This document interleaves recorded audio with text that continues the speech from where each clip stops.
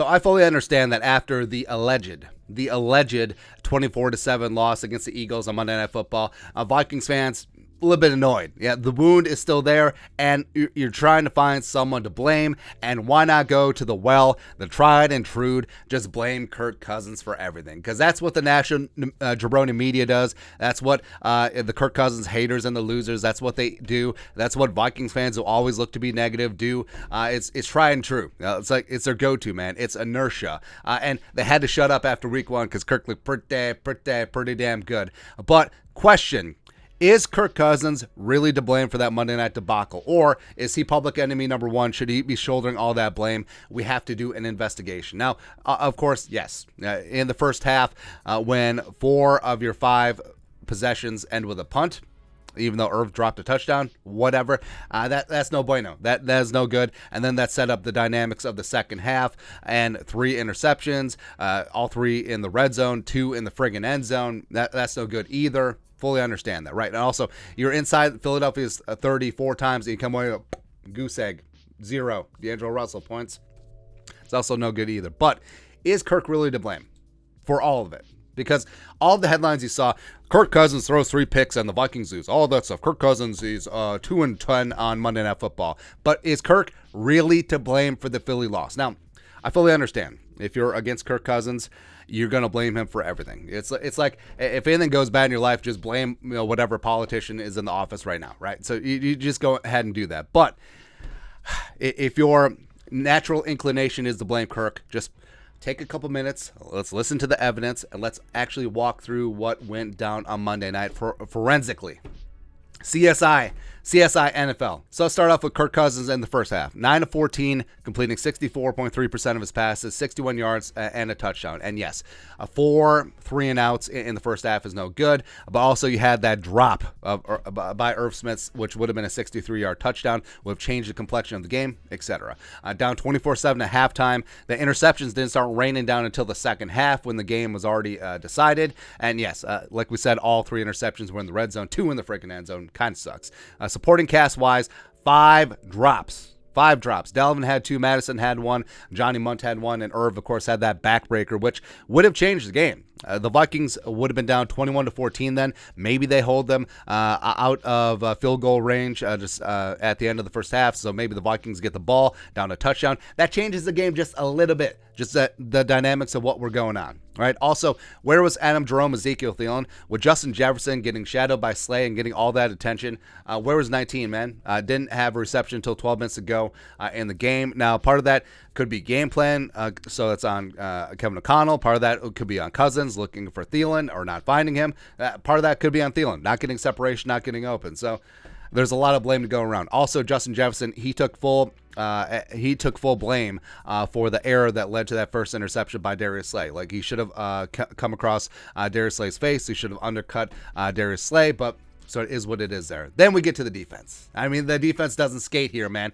So the defense allowed 486 yards of offense to the Eagles. Like, why was Kirk Cousins so bad on defense? Why did Kirk Cousins allow Jalen Hurts to march down the field like a hot knife through butter? 7.1 yards per play. The Eagles were 7-13 on third down. They put the Vikings in a 24-7 hole in the first half, including 347 yards of offense allowed in the first half. The defense did not stop Philly in the second half, by the way. So yeah, that's been bandied about. It's like, oh, the Eagles didn't score in the second half. Philly took their foot off the gas. If they wanted more points, they could have got after more points, but they were and frankly, Sirianni pulled a Zimmer. Like, he was contento with the Lido, so he called off the dogs and took his foot off the gas.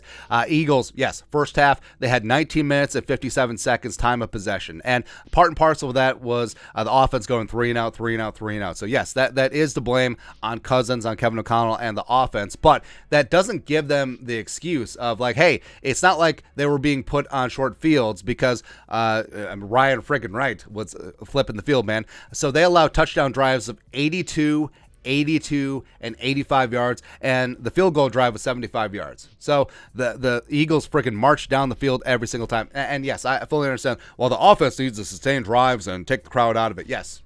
Yeah, but hey, ish happens, and not everyone's going to have their A game. You have to lift each other up. So the defense was ass, thank you, and the offense was not very good in the first half, but should it shoulder all the blame? And specifically, should Kirk Cousins shoulder blame? Nah, not particularly. And then the offense, after being down 24-7, they had to go one-dimensional in the second half. They had 35 dropbacks, 32 throws, 2 sacks, and 1 quarterback run by Kirk Cousins. And the Eagles got to pin their ears back. They started blitzing, which Jonathan Gannon doesn't do very often.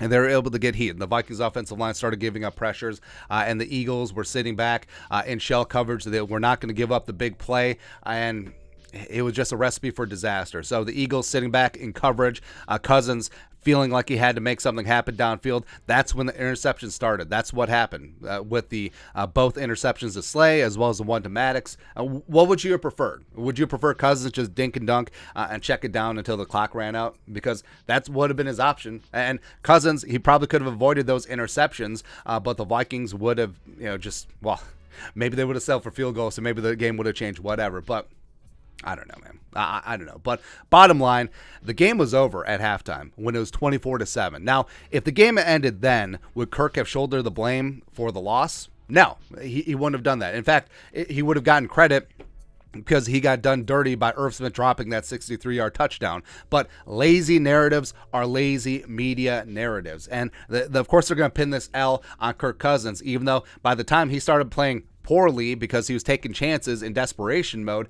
the game is already decided. But hey, it's perfectly okay because the Vikings are going to be 5-1 heading into the bye because we know what time of year it is.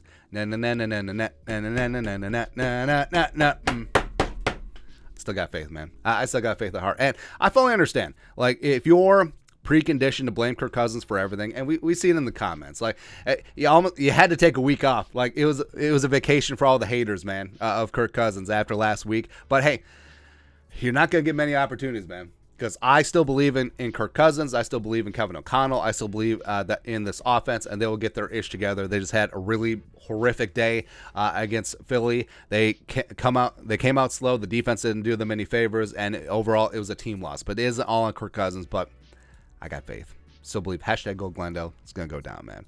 But your thoughts are our thoughts. Is all the blame on Kirk Cousins for the loss in Philly? No. Let us know your thoughts and our thoughts in the comment section below. Subscribe for daily Vikings takes. Want to support the work? Put a little something in the Venmo. But till next time, Skull Production Value.